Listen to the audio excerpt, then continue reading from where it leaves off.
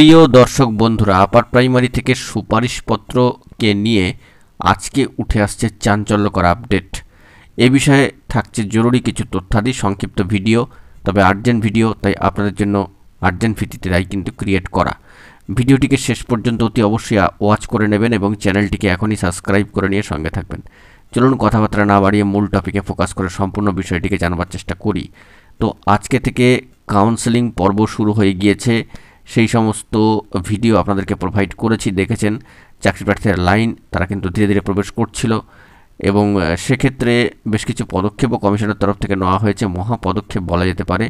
সমস্ত প্রসেসটাকে সুষ্ঠুভাবে অনুষ্ঠিত করবার জন্য এই কাউন্সেলিং যে প্রসেস, সেই অনুষ্ঠান পর্বটিকে গুরুত্বপূর্ণভাবে চালিয়ে নিয়ে যাওয়ার জন্য এবং সুপারিশপত্রকে নিয়ে আজকের দিনে উঠে এসেছে বড়সড় খবর, আপডেট, চাঞ্চল্যকর আপডেট। এমনিতেই কাউন্সেলিং যে শিডিউল তা আজকের দিনের জন্য 3 তারিখ, তারপরে 4 তারিখ, তারপরে 24, 25, 28 এবং 29শে অক্টোবর কাউন্সেলিং হওয়ার কিন্তু কথা রয়েছে। তার মধ্যে 3 তারিখ আজকে চলছে এবং কাউন্সেলিংয়ের জন্য অবশ্যই ইন্টিমেশন লেটারটি ডাউনলোড করে নিয়ে চাকরি প্রার্থীরা যাচ্ছেন।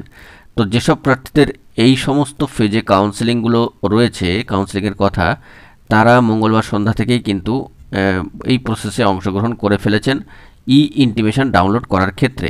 এবং কমিশনের তরফে এই বার্তাও দেওয়া হয়েছে, একটা বড়সড় বার্তা, যে সমস্ত প্রার্থীরা মেডিকেল গ্রাউন্ডে অনুপস্থিত থাকবেন তাদের অভিভাবকরা অথরাইজড লেটার নিয়ে কিন্তু কাউন্সেলিংয়ে আসতে পারবেন। তবে এবার 2016 সালের নিয়ম মেনে কিন্তু এমসি বা স্কুল ম্যানেজিং কমিটি বা স্কুল পরিচালন সমিতি কিন্তু কমিশনের সুপারিশপত্র পেয়ে নিয়োগপত্র ইস্যু করবে।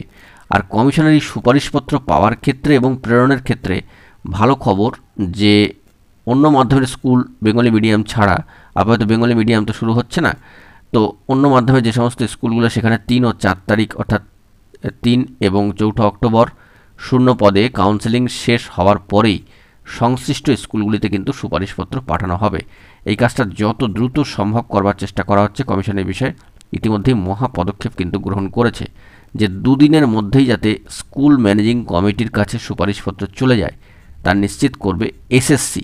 এই বিষয়টা কিন্তু জানা যাচ্ছে, অর্থাৎ কমিশনের বা SSC West Bengal central school service কমিশনের যে উদ্যোগটা সেটা কিন্তু অত্যন্ত গুরুত্বপূর্ণ এবং তারা যে উদ্যোগ গ্রহণ বা ইনিশিয়েটিভটি নিচ্ছে প্রার্থীদের জন্য তাকে কিন্তু সাধুবাদ এবং ধন্যবাদ জ্ঞাপন করতেই হচ্ছে যে যত দ্রুত সম্ভব তারা কিন্তু এই সুপারিশপত্র প্রেরণ করছেন যাতে জয়েনিংয়ের ক্ষেত্রে চাকরি প্রার্থীদের কোনো যাতে অসুবিধা না হয়, স্কুল চুজ করে যাতে ঘরে বসে থাকতে না হয়।